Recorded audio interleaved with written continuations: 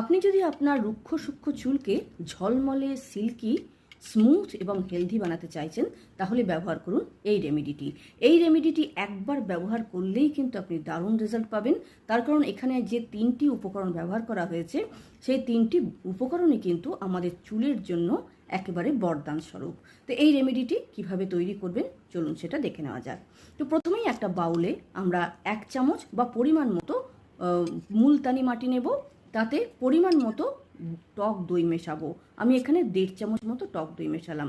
আর এটা হলো গুড়, মানে আখের গুড়। এটা দেখে নাক সিট করবেন না, এটা কিন্তু আমাদের চুলকে সিল্কি করার জন্য খুবই কাজের জিনিস। তো মুলতানি মাটি, টক দই এবং মানে আখের গুড় মিশিয়ে নিলাম। পরিমাণ মতো জল মেশানো যেতে পারে।